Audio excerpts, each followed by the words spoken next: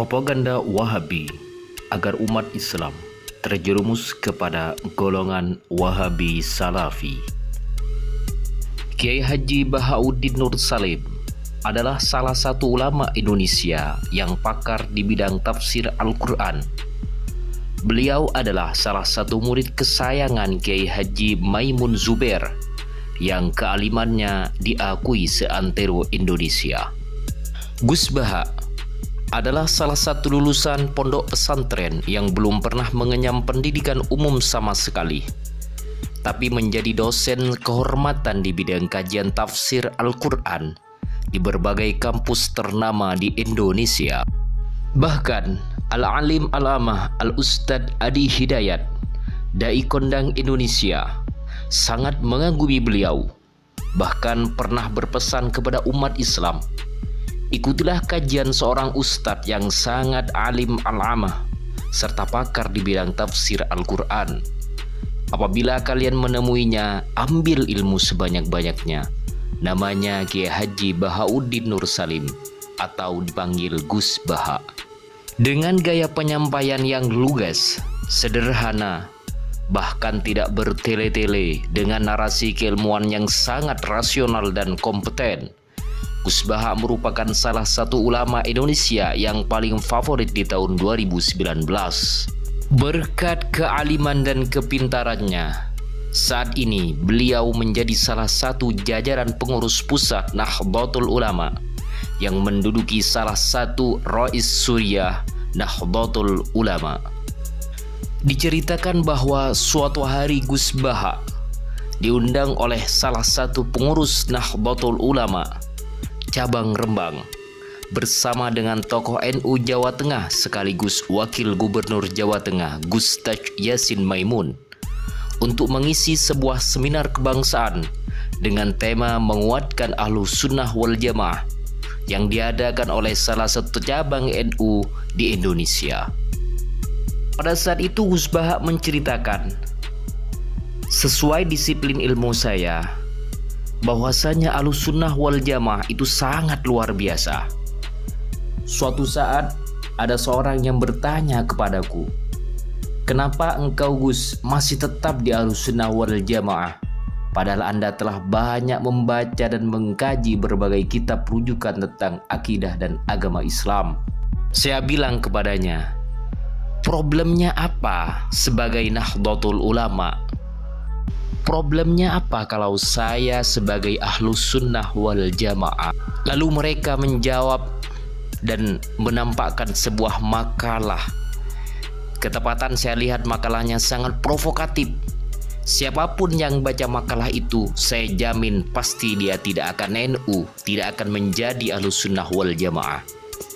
Gus Baha menambahkan, kalau di Jogja ada sebuah penerbitan buku, biasanya sering diadakan sebuah kajian perbandingan antar literasi antar kitab untuk mengetahui sejauh mana kualitas dan isi kitab tersebut.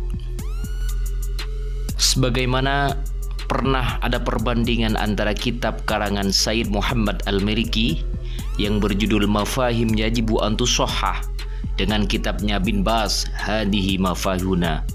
Biasanya kitab diterjemahkan oleh Wahabi dengan provokatif, dengan narasi siapapun yang tidak pernah mondok akan tertarik untuk masuk Wahabi Salafi. Gus Baha memberikan contoh sebagaimana berikut. Permasalahan yang mereka munculkan kepada umat Islam adalah seperti permasalahan bid'ah. Sebagaimana jamak kita ketahui hadis kullu bid'atin dhalalah wa kullu dhalalah finnar. Hadis inilah yang dijadikan sebagai pondasi untuk merusak akidah umat Islam. Dalam kitabnya Bin Baz, ulama besar Wahabi yang ada di Arab Saudi, menyebutkan hadis ini adalah hadis dari Rasulullah yang menjelaskan tentang bid'ah dhalalah, bahwasanya Rasulullah menegaskan semua bid'ah adalah dhalalah. Lalu Imam Syafi'ilah yang membagi bid'ah kepada hasanah dan sayyi'ah. Dengan narasi seperti ini Bin Baz seakan-akan membenturkan Nabi Muhammad SAW dengan Imam Syafi'i. Seakan-akan dia ingin menampakkan bahwasanya Imam Syafi'i kurang ajar karena telah melangkahi Rasulullah, karena telah menafsirkan hadis Nabi dengan membagi bid'ah kepada sayyi'ah dan hasanah. Dengan narasi seperti itu, Bin Baz ingin menunjukkan bahwasanya Imam Syafi'i telah lancang membagi bid'ah kepada dhalalah dan sayyi'ah. Ini sebuah keanehan, tidak rasional. Rasulullah SAW yang diadu domba dengan Imam Syafi'i, sehingga muncul di benak orang awam, kenapa tidak ikut Rasulullah saja daripada ikut Imam Syafi'i radhiyallahu anhu. Kemudian Said Muhammad Al-Maliki di dalam kitabnya menyanggah hal itu. Jika makna bid'ah adalah sesuatu yang tidak pernah dikerjakan oleh Rasulullah SAW, itu adalah pemahaman yang salah besar. Said Muhammad Al-Maliki menambahkan, dikisahkan dalam sebuah hadis, ada seorang sahabat ketika sholat dengan Rasulullah SAW, ketika dia i'tidal tidak membaca doa sebagaimana mestinya. Ketika dia i'tidal, sahabat itu membaca doa Alhamdulillah hamdan katsiran thayyiban mubarakan fih. Lalu setelah Nabi sholat, Nabi bertanya. Semua sahabat diam karena takut disalahkan. Lantas Nabi berkata, tidak, saya tidak akan menyalahkan kalian. Tadi saya melihat 12 malaikat, semuanya bergegas untuk mencatat siapa yang akan menulis pertama kali pahala baginya. Lalu sahabat itu berkata, ha anada ya Rasulullah. Said Muhammad Al-Maliki menjelaskan, dalam kejadian itu, sahabat tersebut membaca sebuah bacaan dalam sholat yang tidak pernah diajarkan oleh Rasulullah SAW. Namun pada faktanya Rasulullah tidak menegur, melainkan Rasulullah menyampaikan pesan langsung dari malaikat bahwasanya perbuatan itu adalah perbuatan yang sangat baik, meskipun tidak pernah sebelumnya diajari oleh Rasulullah SAW. Cerita Said Muhammad Al-Maliki yang kedua adalah, ada sahabat yang setiap menjadi imam selalu membaca surat Al-Ikhlas. Singkat cerita, makmumnya mengadukan hal tersebut kepada Rasulullah SAW.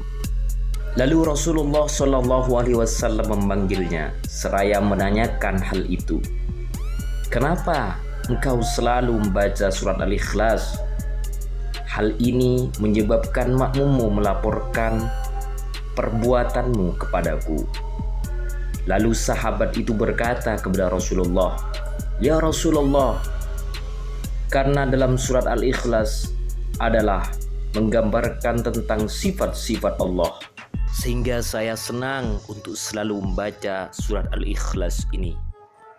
Lalu Rasulullah SAW berkata kepadanya, saya diperintahkan oleh Allah Subhanahu wa Ta'ala untuk menyampaikan kepadamu bahwa Allah mencintaimu karena kamu mencintai surat Al-Ikhlas.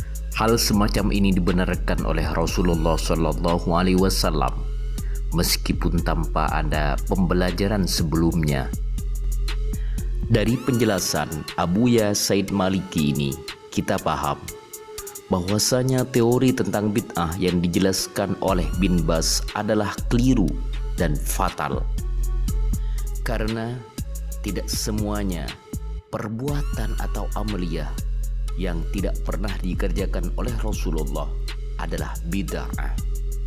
Hal ini tertuang dari cerita-cerita sahabat yang telah dipaparkan oleh Abuya Said Al-Maliki.